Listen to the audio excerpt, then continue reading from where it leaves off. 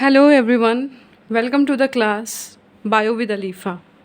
Today's topic is cell. As we know that cells are the building blocks of our life. मतलब कि हम सब चाहे plants हो या एनिमल्स हो ह्यूमन बींग्स हो हम सभी सेल से बने हुए हैं राइट तो cells are the basic unit of life. हम जितने भी जीवित लोग हैं जीवित आदमी हैं जीवित जानवर हैं सभी किससे बने हैं सेल से बने हैं। Today I am going to introduce this chapter okay first I will give the introduction of this chapter and later on I will explain the different types of cell उनके ऑर्गेनेल्स उनके अंदर क्या क्या present होता है। और ये बहुत ही आश्चर्यजनक हमारे लिए बात है या फिर बहुत ही बड़ी बात है कि एक सेल के अंदर भी डिफरेंट टाइप्स के ऑर्गेनल होते हैं जिस सेल को हम माइक्रोस्कोप की हेल्प से देख सकते हैं। उस सेल के अंदर भी डिफरेंट टाइप्स के ऑर्गेनल कुछ चीज़ें प्रेजेंट होती हैं जिन्हें हम सेल ऑर्गेनल साइटोप्लाज्म कहते हैं जो कि हम आगे के चैप्टर में पढ़ेंगे मतलब इसी चैप्टर के दूसरे भाग में पढ़ेंगे राइट। तो important points which are related to this chapter are first the definition of the cell मतलब हम सेल को कैसे डिफाइन करेंगे तो cells are the structural and functional unit of life right. Next is हम कौन से ब्रांच में साइंस की कौन सी ब्रांच में या बायोलॉजी की कौन सी ब्रांच में हम सेल को स्टडी करते हैं। The branch of biology which deals with the structure of the cell is called as cytology. Cyto means cell and logos means study मतलब सेल की स्टडी। कुछ समय बाद इस साइटोलॉजी टर्म को रिप्लेस कर दिया गया सेल बायोलॉजी से क्योंकि सेल अपने आप में एक बहुत बड़ा एक एलाबोरेटेड स्ट्रक्चर है स्टडी करने के लिए तो इसको सेल बायोलॉजी का नाम दे दिया गया। अच्छा next question is who discovered cell. Cell को डिस्कवर किसने किया। In 1665 cell was discovered by Robert Hooke. Robert Hooke ने सबसे पहले सेल को cork of the bottle cork कहते हैं छाल को राइट प्लांट के ऊपर ट्रीज़ के ऊपर जो ब्राउन कलर की लेयर होती है उसे हम छाल कहते हैं उसे हम इंग्लिश में या फिर हम कहते हैं साइंटिफिक लैंग्वेज में कॉर्क कहते हैं। आपने देखा होगा कि यूनानी दवाखाना या फिर आपके आयुर्वेदिक दवाखाना इन सभी में जो बॉटल्स होती हैं उनके ऊपर लकड़ी की एक कैप होती है वो कॉर्क कहलाती है कॉर्क से बनी होती है। तो उसने एक स्लाइस लिया कॉर्क का और उसे एक हैंड माइक्रोस्कोप जो लेंस आपने देखा होगा हाथ में पकड़ के बच्चे आजकल जिससे खेलते हैं पहले वही था उसकी हेल्प से देखा तो उसे कुछ हनी ये मधुमक्खी का छत्ता जिसे कहते हैं इस तरीके से कुछ स्ट्रक्चर इस तरीके से मतलब रूम के कंपार्टमेंट लाइक स्ट्रक्चर कुछ दिखाई दिए तो उन्होंने इसको नाम दिया किसका सेल का। किसका नाम दिया सेल का। नाउ उसके बाद एंटोन वॉन ल्यूवेनहॉक ने क्या करा उस माइक्रोस्कोप को और इम्प्रूव कर दिया यानी कि उसकी मैग्नीफिकेशन को मतलब होता है कि कितनी बारीकी से हम चीज़ को देख सकते हैं। तो रॉबर्ट हुक ने सिंपल माइक्रोस्कोप से देखा था और एंटोन वॉन ल्यूवेनहॉक ने उस माइक्रोस्कोप की मैग्नीफिकेशन को क्या करा इम्प्रूव कर दिया। Later on Robert Brown discovered nucleus in the cell. Robert Brown ने क्या देखा कि सेल के अंदर एक स्ट्रक्चर है जिसे हम उसने अपनी मर्जी से उसे न्यूक्लियस नाम दिया। उस टाइम पर कोई और साइंटिस्ट होता उसके मन में कोई और नाम आता तो वो कुछ और नाम दे देता। तो रॉबर्ट ब्राउन ने उस स्ट्रक्चर को क्या नाम दिया न्यूक्लियस नाम दिया। फिर पर्किंजे और मॉल ने एक लिविंग सब्सटेंस देखा सेल के अंदर। लिविंग सब्सटेंस की जिसे हम कह सकते हैं कि अगर वो प्रेजेंट है तो हम कहेंगे कि सेल अलाइव है। अगर वो लिविंग सब्सटेंस सेल में प्रेजेंट नहीं है तो हम कहेंगे सेल जो है वो डेड है। वो लिविंग सब्सटेंस क्या था प्रोटोप्लाज्म था। फिर उसके बाद एंटन वॉन ल्यूइनहॉक ने सिंपल माइक्रोस्कोप को फिर से बनाया, और वो क्या थी, 2 बाई कॉन्वेक्स लेंस से बनाया था। जो मैंने आपको बोला मैग्नीफिकेशन को इम्प्रूव कर दिया था, वो मैग्नीफिकेशन कैसे इम्प्रूव हुई थी? पहले वो सिंपल लेंस था, जब रॉबर्ट हुक ने देखा खाली एक लेंस था। इसके बाद 2 बाई कॉन्वेक्स लेंस को, एक लेंस इधर से लगाई, एक लेंस इधर से लगाई, ये बाई कॉन्वेक्स लेंस हो गया।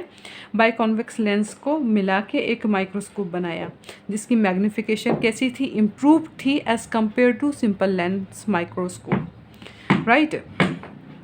फिर रॉबर्ट हुक ने लाइट और कंपाउंड माइक्रोस्कोप डिस्कवर्ड किए, यानी कि बाई कॉन्वेक्स लेंस के बाद क्या है, लाइट और compound microscope. Ruska and knoll ने फिर इलेक्ट्रॉन माइक्रोस्कोप डिस्कवर्ड किया। इलेक्ट्रॉन माइक्रोस्कोप वो है जिसकी हेल्प से एक सेल के अंदर भी हम डिफरेंट सेल ऑर्गेनल्स को देख सकते हैं, जैसे कि न्यूक्लियस, प्रोटोप्लाज्म और भी माइटोकॉन्ड्रिया। इस टाइप के कई ऑर्गेनल हम आगे चैप्टर में अभी पढ़ेंगे। Now cell is derived from a Latin word cellula which means a little room, जिसका मतलब क्या होता है, एक छोटा सा कंपार्टमेंट, राइट। मैंने आपको साइंटिस्ट के बारे में और सेल्स की डिस्कवरी के बारे में अभी बताया। अब मैं आपको कैरेक्टरिस्टिक्स ऑफ सेल, कि एक सेल के क्या कैरेक्टरिस्टिक्स हो सकते हैं, उसके बारे में बताऊंगी। प्लांट सेल एंड एनिमल्स, मैंने आपको अभी इंट्रोड्यूस जब चैप्टर कराया था उसमें बता दिया था, जितनी भी अलाइव चीज़ें हैं इस अर्थ के ऊपर, चाहे वो प्लांट्स हों, एनिमल्स हों, यूनिसेलुलर ऑर्गेनिज्म हो, मल्टी सेलुलर हो, प्रोकैरियोटिक हों, यूकैरियोटिक हों, ये सभी किससे बने होते हैं, सेल से बने होते हैं। अब आप सोच रहे होंगे यूनिसेलुलर क्या है, मल्टी सेलुलर क्या है, प्रोकैरियोटिक क्या है, यूकैरियोटिक क्या है, ये सभी मैं आपको अभी आगे बताने वाली हूँ। एक सेल एक बेसिक यूनिट, एक बेसिक फंक्शन परफॉर्म करता है एक लाइफ के लिए, ठीक है, वो सेल कहलाएगा। Each cell has its life span, क्योंकि ऐसा होता है कि जब पुराने सेल मर जाते हैं तो नए सेल आते हैं। मैं आपको डेली जो लेडीज़ सलून जाती हैं फेशियल के लिए, एक्चुअली उनके लिए रिकमेंडेड होता है कि वो 28 डेज़ यानी 1 मंथ के बाद फेशियल कराएं। लेकिन क्या होता है, लेडीज़ सोचती हैं कि नहीं वो 15 डेज़ में फेशियल कराएंगी तो अच्छा होगा। ऐसा रिकमेंड क्यों करा जाता है, वो इसलिए रिकमेंड करा जाता है कि 28 एक सेल की जो लाइफ स्पैन होती है वो 28 डेज़ होती है। 28 डेज़ के बाद ओल्ड सेल्स डेड हो जाते हैं और नए सेल्स आते हैं। फेशियल क्या है, just removing of dead cells. तो एक सेल का एक पर्टिकुलर लाइफ स्पैन है। नाउ हर एक ऑर्गेनिज्म अपनी लाइफ एक सिंगल सेल से शुरू करता है, राइट। जब स्पर्म और ओवम फ्यूज़ करते हैं, स्पर्म और ओवम भी क्या है, सिंगल सेल है। फ्यूज़ करते हैं, जाइगोट बनाते हैं, वो भी एक सिंगल सेल होता है। वो यूनिसेलुलर से मल्टी सेलुलर, मल्टी सेलुलर के बाद डिफरेंट ऑर्गन, टिश्यूज़ और ऑर्गन में बड़ा होता चला जाता है। तो when group of cells have same origin and perform the same function are called as tissues. जो आपका नेक्स्ट चैप्टर है वो टिश्यू है। जब एक जगह पर एक जैसे सेल प्रेजेंट होंगे, उनका ओरिजिन सेम होगा और वो एक तरीके का फंक्शन परफॉर्म करेंगे, उन्हें हम टिश्यूज़ बोलेंगे। इसी तरीके से जब एक जगह पर एक जैसे टिश्यू प्रेजेंट होंगे, उनका ओरिजिन सेम होगा और वो सेम फंक्शन परफॉर्म करेंगे, उसे हम ऑर्गन बोलेंगे। जैसे लिवर में जितने भी टिश्यू होंगे वो कैसे होंगे, एक जैसे होंगे। और एक टिश्यू में जितने भी सेल्स होंगे एक टिश्यू के अंदर, वो कैसे होंगे, एक जैसे होंगे। उनका ओरिजिन सेम होगा, उनका फंक्शन सेम होगा। और जब डिफरेंट टाइप के ऑर्गन फंक्शन करते हैं उसे ऑर्गन सिस्टम बोलते हैं। जैसे किडनी, लिवर हमारी बॉडी में प्रेजेंट है। Kidney, liver, heart, stomach, pancreas, ये सब क्या कहलाते हैं, ऑर्गन सिस्टम। और हमारी बॉडी में जैसे हम जानते हैं कि सारे ऑर्गन प्रेजेंट हैं, तो उससे पूरी बॉडी बनती है, पूरा ऑर्गेनिज्म बनता है। Is it clear? Now the next topic is cell theory. Cell theory was given by German botanist Schleiden and German zoologist Schwann. यानी कि शील्डन और श्वान की ये सेल थ्योरी आपका PMT तक पीछा नहीं छोड़ेगी। Very important theory given by Schleiden and Schwann. Because you people are studying in class 9, तो इसके टॉपिक के बारे में मैं कम ही बताऊंगी, लेकिन ये थ्योरी आगे जाके थोड़ी इलेबोरेट होती है, बहुत ज़्यादा नहीं, क्योंकि ऐसा नहीं कि थ्योरी के अंदर और चीज़ें ऐड हो जाएं, ऐसा तो नहीं हो सकता, ठीक है ना। What are the silent feature of this theory, इस थ्योरी के कुछ फीचर्स हैं, वो फीचर्स क्या हैं हम पढ़ेंगे अभी। हमने कैरेक्टरिस्टिक्स ऑफ द सेल्स पढ़ लिए, वो जो कैरेक्टरिस्टिक्स ऑफ द सेल था उससे ही हमारे साइलेंट फीचर्स निकल कर आते हैं, जैसे कि cell are the basic unit of plants and animal, कि जितने भी प्लांट्स और एनिमल्स हैं वो सेल से बने हुए हैं। All the metabolic functions occurs inside the cell, जितने भी मेटाबॉलिक फंक्शन का मतलब है जो वो फंक्शन जो हमारे ज़िंदा रहने के लिए, जीवित रहने के लिए ज़रूरी हैं, वो एक सेल में अकर हो सकते हैं, तो वो सेल कहलाएगा। A cell contains heredity material in the nucleus, जैसे कि हमने बताया सेल के अंदर एक न्यूक्लियस प्रेजेंट होता है, उसके अंदर हेरिडिटी मटीरियल प्रेजेंट होता है। एक्चुअली हेरिडिटी मटीरियल आपने खाली डीएनए, आरएनए ये सब सुना होगा, लेकिन क्या होता है ये आप नहीं जानते हैं, लेकिन उसे हेरिडिटी मटीरियल कहते हैं। वो कहाँ प्रेजेंट होता है? न्यूक्लियस में प्रेजेंट होता है। A phrase omnis cella given by Rudolf Virchow, which means a cell arises from a pre-existing cell.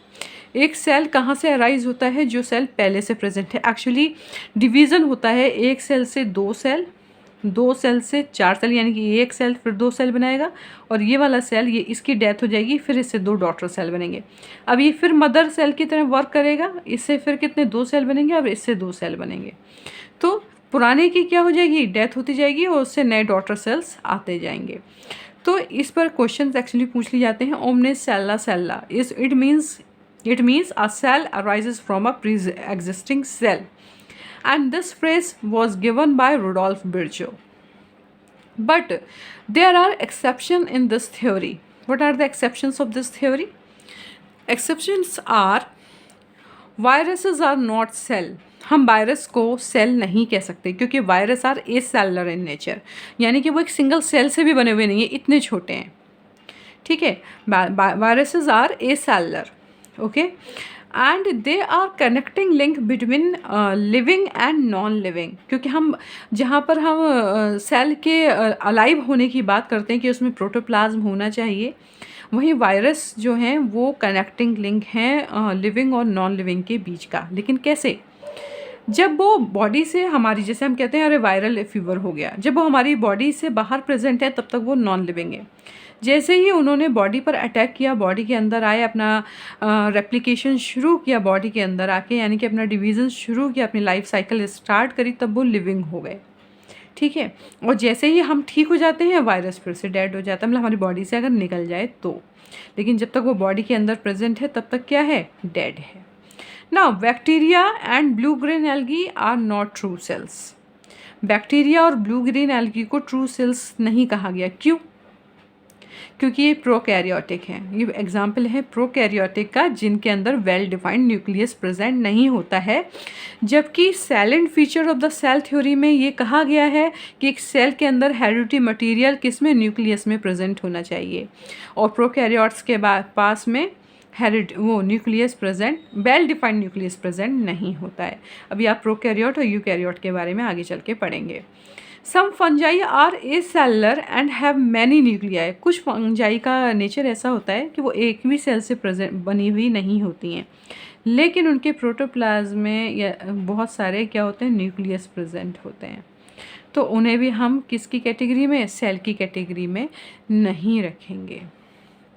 Now important points to note down, और आपके ऑप्शन में जैसे कि जो ऑप्शंस मल्टीपल चॉइस क्वेश्चंस आते हैं उनमें पूछ लिए जा सकते हैं। जैसे smallest cell is mycoplasma, PPLO pleuropneumonia like organism which is 0.1 to 0.15 micron in diameter. Largest cell is ostrich egg which is 170 into 135 mm in diameter. Longest cell is nerve cell यानी कि neuron which is 1 meter in length. कितने metre का होता है? 1 metre का होता है neuron. Nerve cell यानी दिमाग के सेल।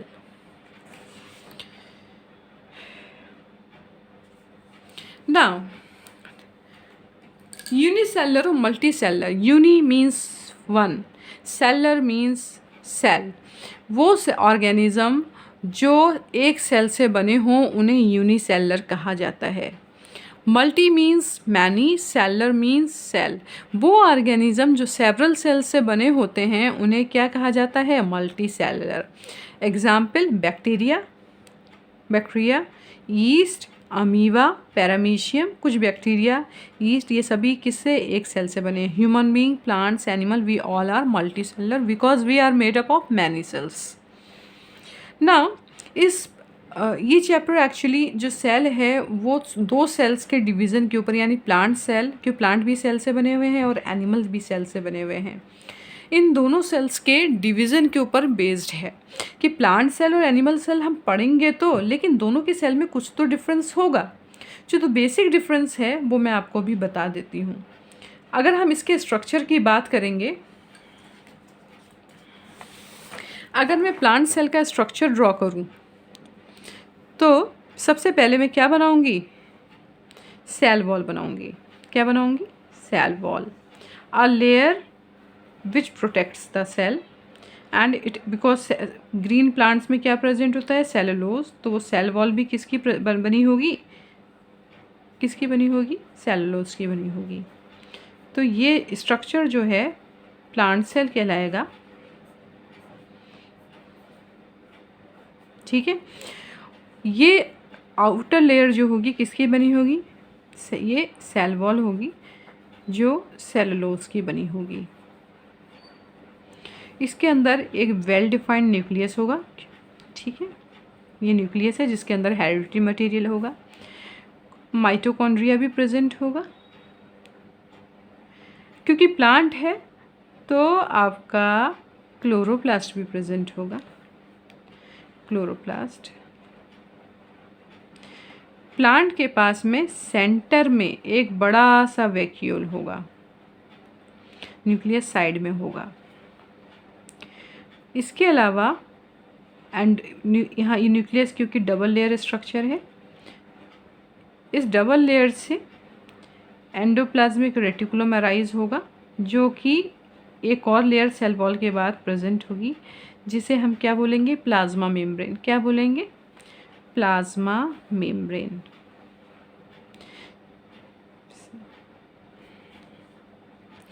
मैं रफ डायग्राम क्यों बना रही हूँ? क्योंकि आपको फेयर डायग्राम बुक से तो मिलेगा, लेकिन क्योंकि मुझे इसके बाद डिफरेंस बताना है तो आपको डिफरेंस क्लियर होना चाहिए कि सबसे पहले क्या प्रेजेंट होगी? सेल वॉल प्रेजेंट होगी। इसके बाद एक और लेयर प्रेजेंट होगी जिसे हम प्लाज्मा मेम्ब्रेन बोलेंगे। कॉर्नर पर प्लांट्स में एक न्यूक्लियस प्रेजेंट होगा।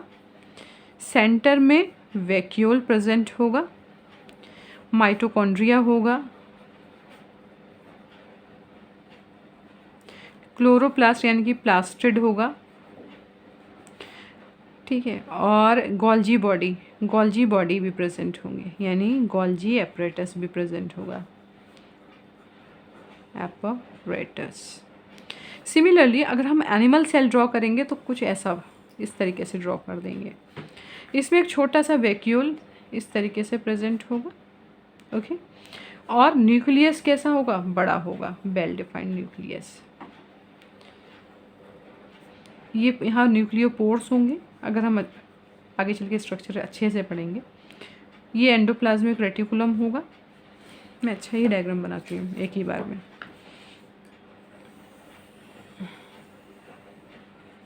ओके, यहाँ पर एक न्यूक्लियस,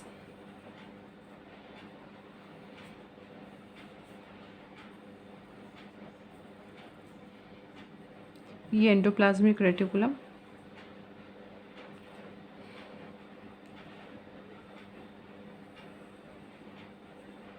जो कि प्लाज्मा मेम्ब्रेन तक जाएगा।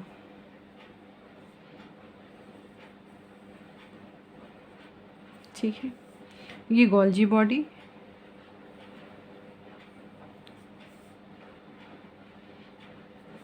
इसमें nucleolus, this part is called as nucleolus, यहाँ न्यूक्लियोलस होगा। ये जेनेटिक मटेरियल यानी कि DNA, this is DNA, this is ER endoplasmic reticulum, Golgi body. Right, यहाँ पर ये माइटोकॉन्ड्रिया प्रेजेंट होंगे, एक छोटा वैक्यूल प्रेजेंट होगा, this part is called as vacuole. इसके अलावा सेंट्रियोल सेंट्रॉइल भी प्रेजेंट होंगे, लेकिन वो सेल के अंदर सेल डिवीज़न में हेल्प करते हैं। ठीक है, तो आपने जैसे कि स्ट्रक्चर देखा, प्लांट सेल में सेल वॉल प्रेजेंट है, एनिमल सेल में प्रेजेंट नहीं है।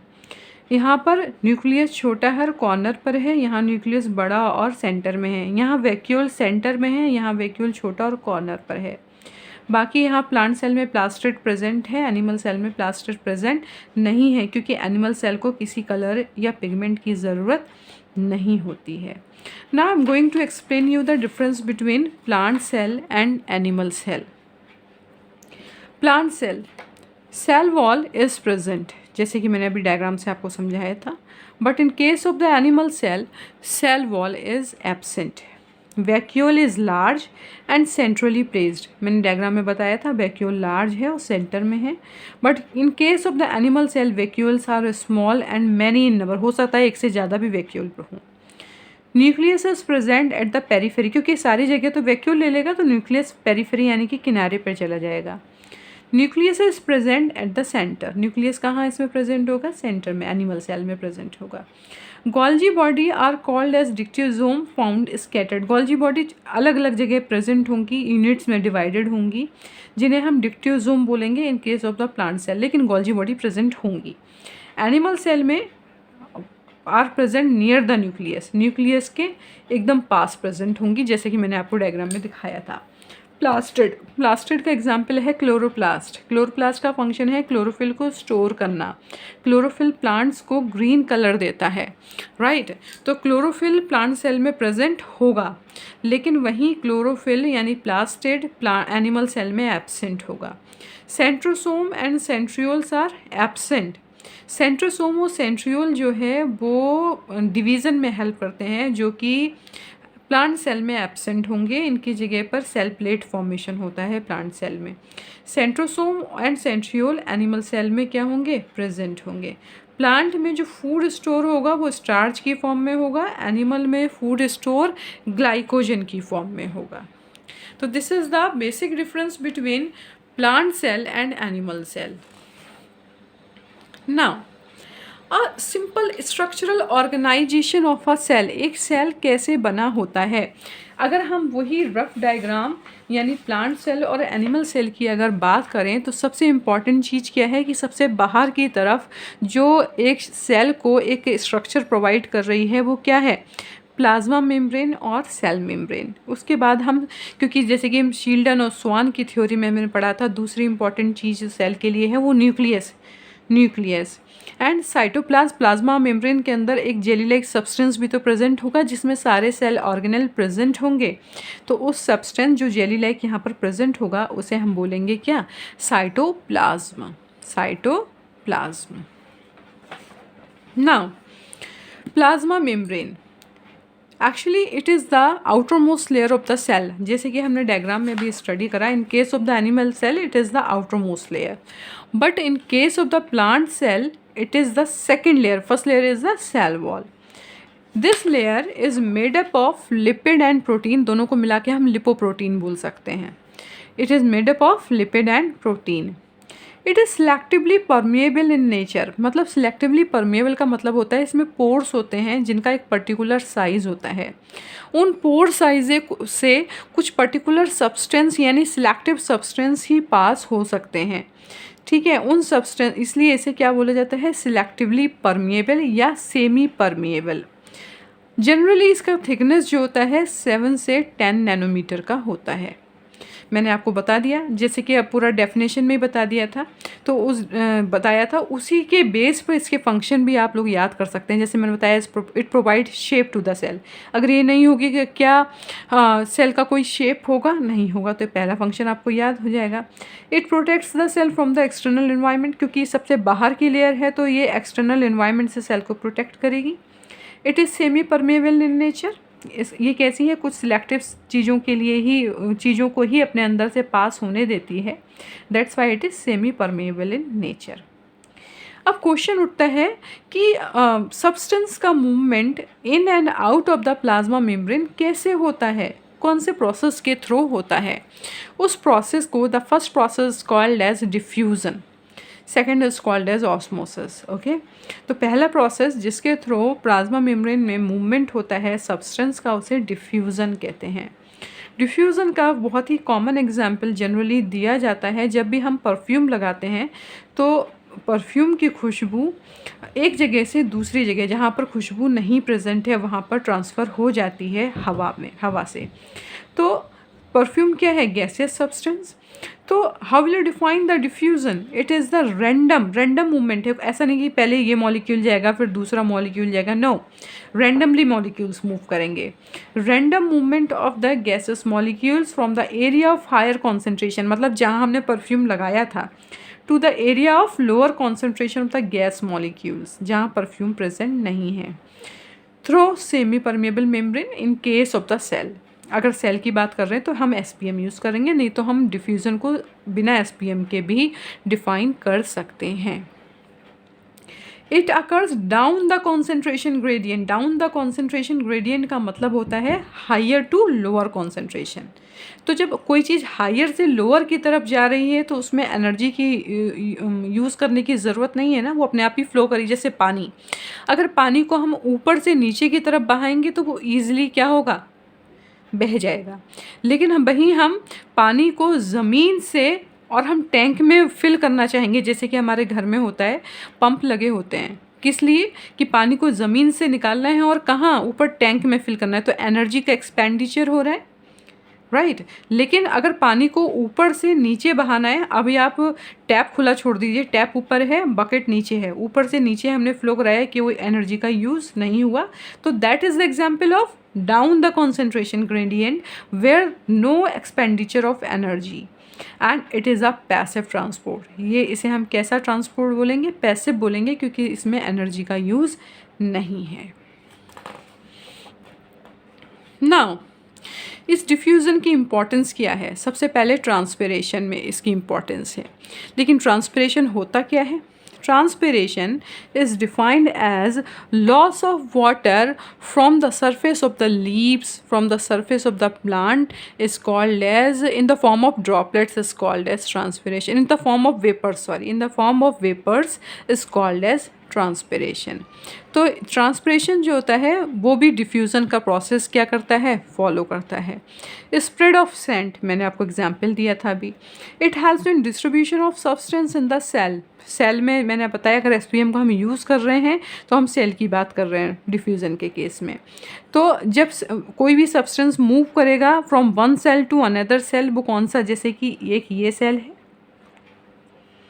और दूसरा सेल ये है, तो एक सेल से दूसरे सेल में जब मूव करेगा, यानी कि यहाँ कॉन्सेंट्रेशन हाई होगी, यहाँ लो होगी, तभी तो यहाँ से यहाँ कोई चीज़ मूव करेगी, तो भी कौन सा प्रोसेस फॉलो करेंगे? Diffusion. It helps in exchange of respiratory gases. हम जो सांस ले रहे हैं, आप मेरा वीडियो देखिएगा रेस्पिरेशन, मैं उसका लिंक नीचे डिस्क्रिप्शन बॉक्स में दे दूँगी। उसमें डिफ्यूज़न को मैंने रेस्पिरेशन के केस में एक्सप्लेन किया है। जो एक्सचेंज ऑफ गैसेस है on the surface of the alveoli, on the surface of the lungs by the process called as diffusion. जो हम सांस लेते हैं वो डिफ्यूज़न के प्रोसेस के थ्रू हमारी बॉडी हमारे लंग्स में जाती है। यानी बाहर क्या है? ऑक्सीजन ज़्यादा है, बॉडी के अंदर ऑक्सीजन कम है, तो ऑक्सीजन हायर एनवायरनमेंट से लोअर एनवायरनमेंट की तरफ मूव करेगी। अगर और डिटेल में पढ़ना है आपको तो ना, तो next process is called as osmosis. Osmosis definition same रहेगी, लेकिन हम रैंडम वर्ड का यूज़ नहीं करेंगे और यहाँ पर गैसेस सब्सटेंस नहीं होंगे।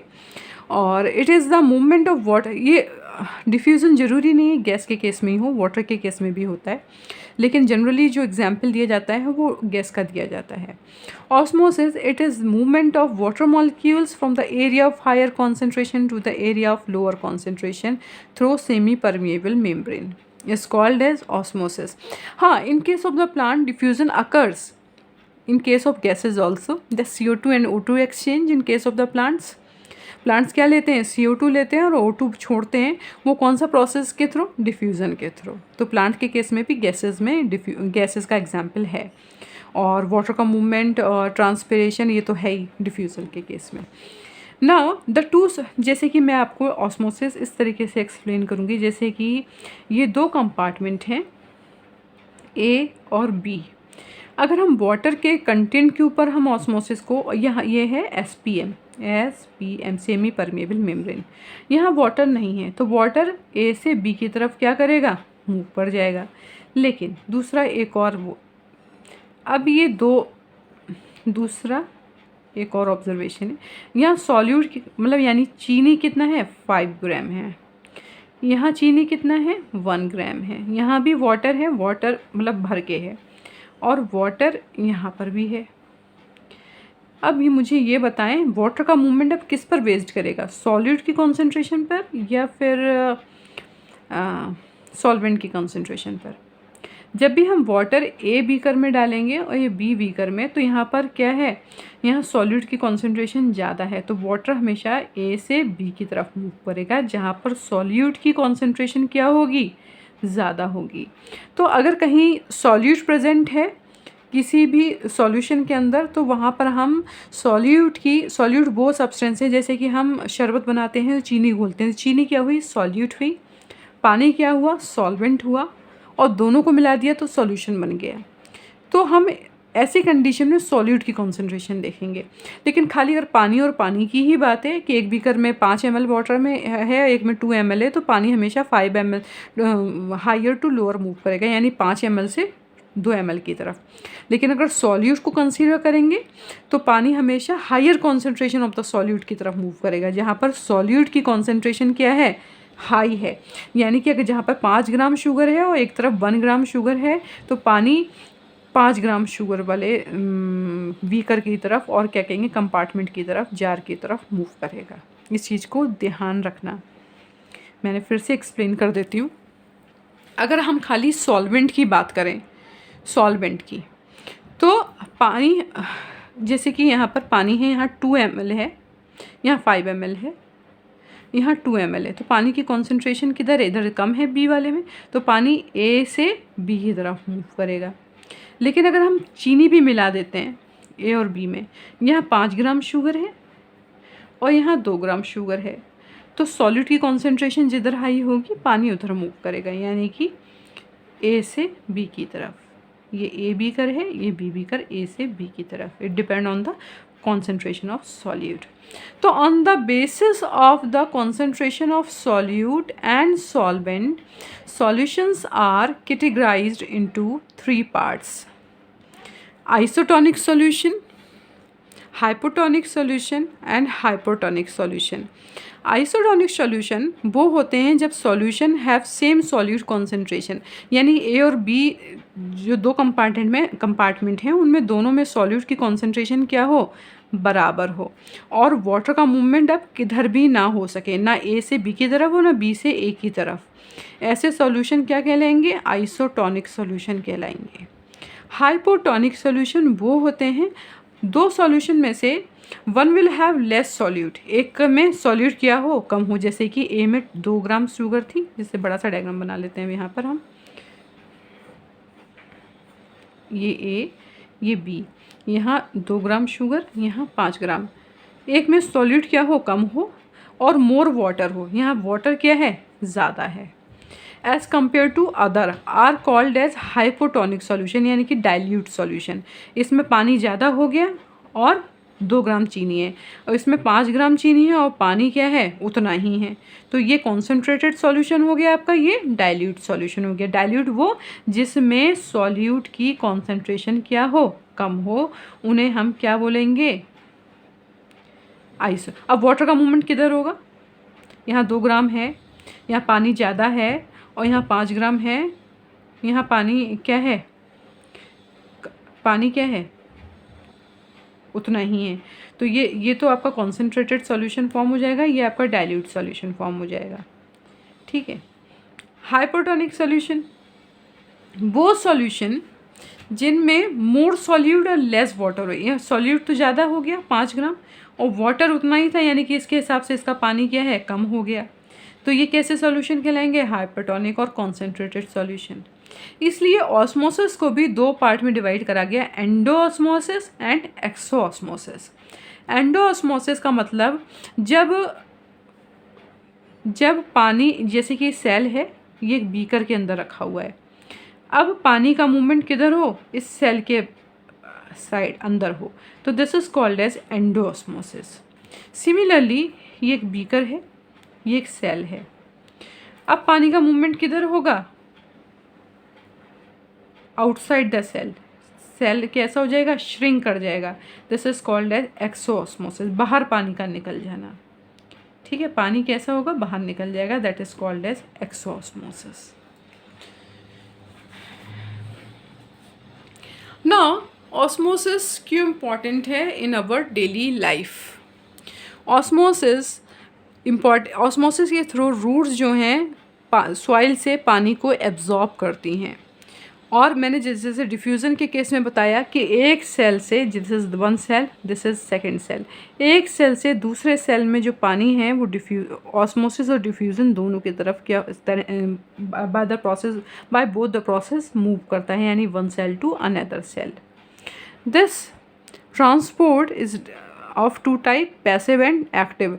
ऑस्मोसिस और डिफ्यूज़न दोनों ही पैसिव ट्रांसपोर्ट हैं तब तक जब तक कि कोई एनर्जी का यूज़ ना हो, लेकिन ये अगर ऑस्मोसिस के केस में अगर एनर्जी यूज़ हो जाती है, एनर्जी कैस के फॉर्म में, एटीपी के फॉर्म में यूज़ होगी, अगर एनर्जी यूज़ हो जाती है, यानी कि अगर पानी का मूवमेंट कभी against the concentration gradient means lower to higher, मतलब नीचे से ऊपर की तरफ होता है, तो एटीपी का यूज़ होता है, उस ट्रांसपोर्ट को हम एक्टिव ट्रांसपोर्ट कहते हैं। ठीक है, नाउ एक और टॉपिक इम्पॉर्टेंट है इसमें, एंडोसाइटोसिस एंड फैगोसाइटोसिस। फैगोसाइटोसिस के लिए आप मेरा न्यूट्रिशन इन अमीबा वाला वीडियो देखिएगा, अगर आपको डिटेल में पढ़ना है कि अमीबा में फैगोसाइटोसिस किस तरीके से होता है। It occurs in organism like amoeba and WBC, यानी कि वाइट ब्लड सेल जो हमारी बॉडी में प्रेजेंट हैं, दोनों ही अपना फूड जो है इस प्रोसेस से लेते हैं, फैगोसाइटोसिस से। Taking the molecule inside is called as endocytosis, यानी कि जो मॉलिक्यूल्स हैं, मिनरल्स हैं, उनको अपनी बॉडी में ले लेना, वो एंडोसाइटोसिस कहलाएगा, और उनको निगल जाना इस फैगोसाइटोसिस कहलाएगा।